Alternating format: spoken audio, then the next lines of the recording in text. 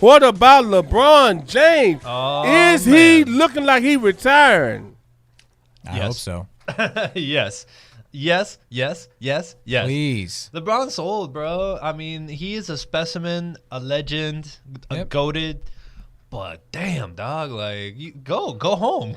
I'm just tired of the media coverage that comes with him. That's my thing. Like it seems like when he's playing, everything just stops in sport. Everybody forgets what's going on. It's like, guys, y'all need to chill media with LeBron talk. I don't know. I can't say anything about LeBron possibly retiring at this point. I mean, the guy spends $1 million on his body. That man ain't retiring anywhere. I wish I could do that. I don't. I don't even want give me that money to spend. Man. I want to be in prime shape until I'm like 58 and years hell, old. last night he had the Lakers ready to go, ready to win, and then just Luka just put on a show last night. But LeBron still is still just balling out of his mind. But that's facts. But that's having facts. said all of that, man, we have a lot to get into in a short amount of time here. But we got to give a special shout out to Mimi for her birthday. We can't forget that. Happy birthday, Mimi! Happy birthday! Yeah, we got a bunch of stuff to get to, so let's get into this, all right? So over the weekend, baseball phenom Shohei Ohtani signed the biggest contract in American sports history. How big was it? 10 years, $700 million. Oh, I need that money right now. Here's what gets pretty cool, though. So what Shohei did, just being smart financially here, he offered to have the deal back-ended or backloaded in the later on. So what that totally means, actually, is that he's actually going to make $2 million a year opposed to $70 million a year that he would normally would for the 10 years. Okay, so what that actually does for the Dodgers now is that frees them up space to be able to sign more players. That's not all fair. right. So here's what also gets really smart for Ohtani in this point is because he's not going to actually start getting paid until after the 2034 season. So having put that in perspective, he's only going to make 2 years or $2 million per year, but later on in life, so that's generational wealth. That's brilliant to do. So wait, I'm confused then. So then, like in the last couple of years of his career, he's gonna be making like $100 million per year. So basically, and while he's playing, he's only gonna be making $2 million a year. Yep. Once he is done after that 10-year contract, that's when he starts getting paid. Yep. So honestly, my biggest question for you guys though, is this good for sports? I mean, just to kind of piggyback real quick, it's exactly what happened with Bobby Bonilla with the Mets. Like he ended up making a lot of money after he retired. They paid him, I think, $1 million or $2 million a year for like 20 or 30 years. Something It's like still that going after. on now. Yeah. I believe it's July 1st. Every July 1st, Yeah. Bobby Bonilla Day, you get $1 million. Yeah, I mean, for big market teams, it's a big win because now you found a way to game the system, and now it's basically the rich get richer. LA now, they already had an embarrassment of riches already with position players. Now you give them $68 million more in cap space over 10 years. Yeah, they're kicking the can down the road. It will bite them eventually. Yeah. But the amount of moves they can make now over this 10 years, it's crazy. And then for small market teams like my Rays, best of luck to you. Well, I gotta speaking say, of- I don't enjoy I don't enjoy it from the athlete perspective. Yeah, I agree. think that making $1 million, $2 million a year with the hope that this club is gonna keep their promise and Well, it's do guaranteed good, money. honest. And here's the other thing too: is that why Ohtani did it. Nothing's guaranteed. in Well, life. why Ohtani did Yeah. it though is that he's still making $50.2 million in endorsements per year Yeah. without even touching his baseball money. Yeah. So that's why he did it. He's like, this makes sense, and he already had history with the Angels. He was on a team that they didn't even make to the playoffs. He had two of arguably Mike Trout was on the team, arguably the previous Shohei Ohtani, one of the greatest players, and they couldn't win anything. So it obviously shows the fact that you need to be able to get players around you. There's only so much you can do. And Ohtani is the downfall with Ohtani though is that he's a pitcher and he's a batter. Which he led the league in strikeouts, I believe, and batting average. Yep. And I want to say he's Or one of the home top runs, 10 too. That's crazy. home runs and I believe top base stealing. Yep. But he's already had a Tommy John's, and I believe twice. Yeah. So that's where the Dodgers have really, put all their eggs in one basket. And let's not remember, Albert Pujols did almost the same thing not that long ago, a 10-year deal. And these 10-year deals have never worked out historically for anybody. For the Facts. team, Yeah. you only get about 3 years of solid actual play with Yep. these deals. So Well, and most of the time, though, too, when they sign these deals, they're already past the age of 30. That's kind of when you're at your peak is around your early 30s. And then after that, like you said, they just start, they start trending And I think downwards. Ohtani's the exception. I believe Ohtani's between 26 and 28. Yeah, so he's yeah. he's a younger guy. And then But he'll hit 30 soon. Here's another reason why the Dodgers made this move. within 48 hours, Ohtani has the most jersey sales in history. Yep. Yeah, I in mean, 48 hours. This is definitely a sick move for the club. No, Yep. no doubt about that. I would not be surprised because now of all the cap space they have, I would not be surprised at all if we might hear Mike Trout's name heading to the other LA team in a little bit from the Angels to the I hope he Dodgers. does. I hope he does. He needs to get a ring. He does, but it would also just be the most unfair thing in all of baseball to have happen. Sports Like, ain't fair, baby. I know. Sports I ain't know. fair. Hashtag, small markets matter. Right. You know? Well, going from baseball over to the gridiron over here, Jaden Daniels of LSU won the 2023 Heisman Trophy. Called it. Yeah, you definitely called it on that one. I did not. I was thinking it was Michael Penance, but Daniels was overwhelming favorite to win the award. Honestly, he truly earned it by his performance this year. Yep. Because most of the time, the way the Heisman works, it's going off the best team in the country. LSU finished 9-3, so there was some in there. But Yep. Jaden Daniels' performance was out of this world. He went for 3,812 passing yards, 40 touchdowns, 4 interceptions, and a QBR, which means you're the best, of 95.7, and he was number 1 in the country. That's insane. Well, and not to mention as well, he had over 1,000 yards running and I believe over 10 rushing touchdowns as well. Like a true dual threat athlete. And this season, it reminds me in a lot of ways pretty similar to I believe 2007 or 2008 Tim Tebow when he won the Heisman. That's what I would say. Do you think this is the best college football performances of all time? Possibly. Like it's got to be It's up up there. there. Reggie Bush, Tim Tebow, but Joe Burrow. Joe Burrow was amazing as well. But this one is absolutely dynamic the way he was able to do it. Held against the Florida Gators itself, he put up 400 yards of offense by himself. I think what's even more impressive as well is you have all these stats, but then the one thing that sticks out to me is the 40 touchdowns to 4 interceptions. That touchdown-interception ratio is insane. I'm not even sure if Tebow had that kind of efficiency. I don't think so either. And it just shows the fact that he knew what he was doing. He made the right decisions and the right pick. So Very obviously cerebral. he deserved the award without a doubt. I'm pretty sure Michael Penix came in second, but it was by 300 some votes. It was overwhelming that Jaden Daniels was the number 1 pick in Kind that of one. surprising he's not getting more love for potential draft, in the draft next year. It might be a steal for a team, actually. Bucks might be in the market. There we go. So we're going for the college game to the hardwood. All right. And correct me if you heard this one or not. Draymond Green is ejected and possibly suspended. Have you guys heard that before? I think so. Oh, man. All right. Well, It's a day that ends in a if you Y. haven't, maybe check out some old Peace on the Streets radio because we talked about this about 4 weeks ago whenever he Yep. choked out Rudy Gobert. Yeah. But he wasn't done there. Ding, ding. Wasn't done there. This time he basically like spinning back fist Nurkic after man. an inbound play. There was no history with these guys.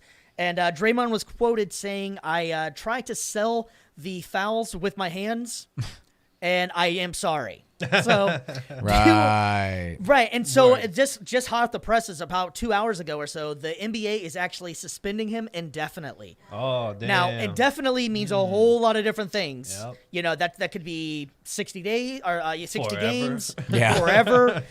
This is his third ejection this year, and they're only wow. about 20 games in. Well, and it's not just his third ejection this year. Just think about everything that he has done over the course of his career. A lot of the moves, whether it was, the first one that comes to mind, obviously, is against Steven Adams with the, the little tap between the legs. 100%, yeah. So Yeah, it started with that one. And just he blatantly choked the guy out about Exactly. 3 weeks ago. You can't forget that. That was fun. yeah, it is interesting though, too, just kind of seeing his career, how it's been. It's, for lack of a better term, it's a cycle of violence. It really is, true. man, dude. Yeah. Maybe he's just gearing up for his UFC debut, Oh, He's practicing the Draymond Green backspin. versus Kimbo Slice. There you go. Well, Oh my gosh. the whole thing has been always that you want Draymond on your team because he's your guy. You hate him. You hate to love him. But Yeah. at this point in time, he's just getting out of hand and reckless. He's costing the team wins. Now he's a starter, but yet you're caught. You can't do anything if you're not playing. Yeah. So it's starting to get a little bit old. And I'm sure Steve Kerr, who's a no-nonsense coach, very, very players coach, but he's got to have to make a move somewhere in here to get him out. If he comes back. Yeah, if he comes back. Well, the stipulations it were out. that he has to go through counseling, and he has to go through team counseling as well. So it's a pretty serious matter that they're thinking that there might be something going on. Not sure if it's mentally, if he's got anything else going on. I hope he gets back to what he used to be. He is a hell of a player and a great, a good hell of a player. Right. Yep. But you can't have this going on in the league. No. You Yeah. can't just guys getting smacked around. It just Yeah. it's not. It does make you wonder, is Draymond Green the dirtiest player of all time? Say now in the comments below. Or would he even stand out, back in the 80s, 90s, in Bill a more Laimbeer, competitive league? Dennis Rodman? Right. He almost didn't get the memo that it's not the 80s anymore. Right. Exactly. He's a true throwback. Yeah, literally. Yeah. And he's literally, if you're in his way, he will throw you back. So Exactly. I mean, either way, somebody's getting thrown. It's literal and Yeah, anyway. figuratively and literally. I forgot the other word for it. Figuratively and literally. Figuratively. There you Liberty go. bibbity, Literal Figuratively. figurative. All right, and so the last little bit of news we had going on, and I know everybody's been talking about this one for the last few days, the Kansas City Chiefs and the Buffalo Bills game, the last play of the game, or close to the last play of the game, where the Kadarius Toney steps offside. Yep. So, in the rules, I guess, is you look over to the ref, you check in, am I onside? And so Teach you that in high school. they teach you that, and you should know that especially as a receiver. He's been a high-level receiver for years. He played at UF. He's played in big boy football, so he should know the rules. Yep. And the videos, never once does he look over to check in with the ref. Yep. He gets called offsides. They lose they end up losing the game. You can't blame it on the one play, but that was a heck of a play. I wish it worked. That was an awesome play. Oh, yeah. It was an awesome play. Travis Kelce had some right in stride, but do you think that the ref should have let him know, or is it on the player to check in with the ref? No, it's on the player to let the ref know. Like it's that's what they always teach you in high school. They teach you in college. That's the basics, it's the fundamentals, and it's something that it's not like I understand that as well in the heat of the moment. Maybe he just forgot. It happens. Oh, but yeah. you still need to have enough wherewithal. You're a professional player. Like you can just look over. It takes a couple seconds. Look over, check with him, and you make your adjustment, and that's it. But he didn't do it, and I will tell you this: there's nothing worse than having such a big play like that getting called back because of a flag. It is the worst feeling. Yeah, and Andy Reid is acting as if like the ref did something wrong. No. The ref did exactly what they're supposed to do. The guy was offsides. In theory, he was cheating, and yet, is the ref just not supposed to throw the flag? Yeah, I mean, there are times, especially in playoffs and in the Super Bowl, like the refs will allow a little bit like ticky-tack plays just kind of go unsaid, and that's fine. Like if they're getting a little physical, like wide receiver and cornerback are going at it a little bit, yeah, they're not going to throw the flag because they're going to let them just play it out. But then in a regular season game, yeah, you kind of want to keep it a little bit more, you want to keep it a little bit less like that. And it's a part of the game. You got to expect it. And a regular season game, just it takes less than 5 seconds. Check with the ref. Yeah, check with the ref. And here's the other thing, too, is that I totally understand where people come from, where they're upset with refereeing and officiating. But you have to understand as well, some of these guys are so fast, and it's such a quick play. We can see it from, 30,000 cameras and a 10,000 view, whatever that term is, but see it from the sky. Yeah. They can't. They're trying to come up with the best play they can right then and there.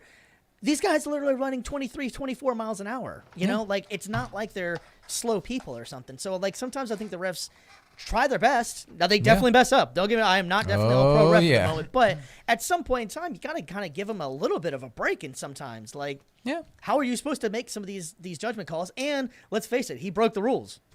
Yeah, you were offsides, not the ref. Simple as that. Yeah, I just thought it was kind of interesting to see. I've never really seen Mahomes lose his mind like that or get so mad. It was hilarious. Him and Andy Reid, both of them are usually pretty mild-mannered guys. Do you think there's more to why Mahomes is upset? Maybe because the Chiefs aren't as dominant as they normally are, and he sees kind of the writing on the wall, or I mean, that's always going to bother you. Oh yeah, when your team is losing, that's what happened with Brady. I remember even during times when the Bucs were winning with Brady, like he was still. Anytime there was a miscue or miscommunication, they could be up by like 20, and somebody would make a stupid play, and he'd still be throwing the tablet. It happens when you're a competitor. You want to win. But I will say, like, when I saw him mad, I immediately thought of, like, the Kermit the Frog meme where he's just, like, flapping his arms around. Like, that was great. Yeah, Brady seemed like he would get mad at everything, but that was that, it's kind of funny whenever Patrick Mahomes gets all, upset. People are like, wow, this is weird. But when Brady does it, it's like, well, that's just Brady being competitor. That's a goat being fire. the goat, baby. Yeah, the goat that's being the the goat. goat. Being the goat. So it is kind of interesting who you give a pass to and who you don't, honestly. Yeah. The guy with all the rings, you got to give a pass to. You know what I mean? He gets to do Patty's whatever he wants. He's starting to collect a little bit. Yeah, he's definitely up there and everything with the ring. He's starting to work him up, but I do think that I think it's a lot of it to see the writing on the wall that we're not as dominant as we normally are this year. And maybe you ought to defer some of that money like Shohei did. Well, get some extra space. Those wide receivers are looking pretty shoddy right now. His contract is about $400 or $500 million too, as well. Yeah, I think it was 10 years, $500 million. So he's guaranteed. I don't know if he's guaranteed all of it, but it's just, again, you're giving so much money to one player, and there's no plan to kind of build off that. You just kind of basically strapped all of your – and football has less money in it than baseball. Like the Dodgers right now are making – which is crazy. $300 million right now in cap, whereas in the NFL – there's no cap in baseball. But in the NFL right now, every team's making about $160, $170 million. So that's almost half of what baseball is. So you got to be a little bit more careful with how you structure your roster. And I get it. The quarterback is the premier position. It does. You are going to have to pay your guys. But I think also as well, quarterback's got to realize, like, dude, you gotta have some offensive line. You got to have some wide receivers. Baseball does have. They don't have like a hard cap as like the NBA or NFL does, but they do have a. I believe it's the competitive bargaining or something along those lines. It's a competitive tax. Yeah. And basically saying that once you go over this tax, you get taxed a lot of extra money. I want to say it's 10% or something like that. If you do it again, then it goes up to 20, and if you do it for a third time, it's like 50 or 60%. So they definitely have something in place for these reasons. But for LA or New York, you can afford it. Right, exactly. So it's the same few teams that seem like they're constantly getting these ones. And with going back to the baseball situation, it doesn't seem like the Dodgers are done. No, they're not. They're hosting. I can't remember his name, but they're hosting the Japan's #1 pitcher. Oh, yeah. He's supposed to be coming in. There's talks of your Rays trading Glasnow over to them as well. So like they're becoming the West Coast evil empire for like the Yankees, So. Yeah, they'll blow up too. Like they'll finish like 80 and 82, just like the Yankees did this year. So it is what it is. Well, we'll see. He's like, I hate him. I hate him so much. I do. There's few teams. Every sport, I got a set group of teams. But in baseball, it's two. It's Boston and New York, man. That's how it's. And Mimi, I'm sure she's staring a hole at me right now because she loves her Yankees. So she loves her New York everything. Nah, she'd rather die. Raise up. If it wasn't her birthday, I wouldn't tell her that I'm a Red Sox fan. But I mean, we're just gonna act like that. We'll just act like that's not happening since her birthday, And she can cry if she wants to. I like how Brandon just said, he's like, I hate the Red Sox. All offense intended.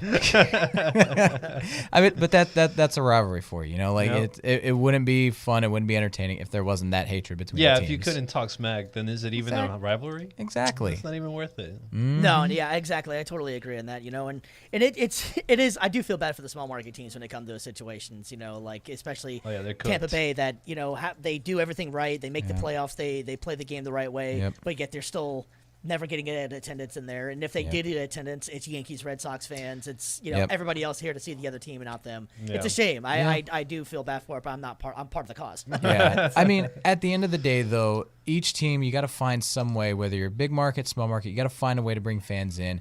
And if you can't do it the way like the Yankees and Red Sox can, then you got to find something new. You got to adapt. You got to be creative. And that's the nature of the beast. No excuses made. Yeah. Well, speaking of Tampa Bay, how about we get into your Tampa Bay Bucs over there, Brandon? Yeah. They are sitting on top of the NFC South. Tank division. There we go. They're sitting at 6-7 right now. How are you feeling about the season? Because a couple weeks ago we were all down on them. We were dogging them. You maintained you were held your own, but I'm gonna say we dogged them. I mean, at this point, I just want to make the playoffs. I just want to be the first team to have back-to-back losing seasons and still make the playoffs, just for the sheer memory of it all. And then, plus, too, I want to work another home playoff game. Like, I need some extra money in my account. Got to help a brother out. There you go. Well, honestly, man, I'm believing there's starting to be a reason why Baker's family named him Baker, because the man just keeps on cooking up winning drives, honestly, and it's going really well for him there. And he honestly didn't have the best game per se as far as statistically. No. It was only 144 yards in the game, but what mattered is that he was actually in the game when he made the right drive to Kate Otten. Yep. Hit a nice pass with time going by. I got to give a shout out to my boy at ABF. He's a Kyle Trask fan, and I want Kyle Trask in there. But at this point in time, it's not going to happen. Yeah. Well, and it just seems like, too, like with the front office, in training camp, I know that people were talking about the competition and everything. I think what we were seeing in training camp was just not just who would – I entertained the idea about them possibly flipping at the middle point of the season, but as the season went on, it's like, okay, they're going to just stick to one guy and just ride it out for better or for worse. And Baker, in this game, first half, it was for worse. Yeah. It was like 50, 55 passing yards, terrible completion percentage. Yeah, he didn't turn the ball over, which was a plus, but he wasn't doing as much. But to the Bucs' credit, they relied a lot on the run game, and that actually worked out for them. That was White their 104 yards, I believe it was. Yep. And it was good to see. It was our biggest weakness that became our strength, and it set us up in the pass game. When you're able to establish the run, and when you're able to set up the pass through play action, you're able to get some of those big chunk yard plays like you had with not just Cade Otton, but before that, Chris Godwin, third down. Yeah. Like big, I believe, 25, 30-yard reception there to set up that Cade Otton touchdown. That was big. And hopefully they start feeding him. They start feeding Evans more. Yeah. Those two guys are going to be key for their success moving forward. Yeah, speaking of Evans, got to give a shout out to him. He's easily got to be a Hall of Famer. There's only been three. Sure. There's only been two other receivers that's ever done what Mike Evans done, and that's have over 1,000 yards in every season for 10 straight years. And it's Randy Moss and Jerry Rice. Mike 1000, man. Yeah, exactly. So I definitely feel like he should be, without a doubt, just being in an elite company, anytime you're going to be a name with any of those guys, you have to be in there. He does. And a lot of people, he's been underrated, I feel like, for most of his career just because he doesn't have the big splash seasons like a lot of the Devontae Adams, the Cooper Kupps. And, to their credit, great for them. They had, they led the league in receptions, touchdowns, great. He's consistently posted 1,000 receiving yards. He's always been 8 to 10 touchdowns each year. He's just consistently great. Yeah, and what's amazing about it as well is he's done it with multiple other quarterbacks. Quarterbacks. Yeah, it's not like he's had elite Patrick Mahomes out there, Brady guy. Or he did have Brady, excuse me. Take that back. But you get what I'm saying? He hasn't had the number one guys all the time or whatever. So 2 years of Brady, that's it, and you're still getting that? That's impressive. Yep. A lot of people say that, like quarterback makes the receivers. In this case, the receiver made the quarterbacks. Yeah, and honestly, so speaking of the Bucs, though, the remaining schedule is the Packers, the Jags, the Saints, and the Panthers.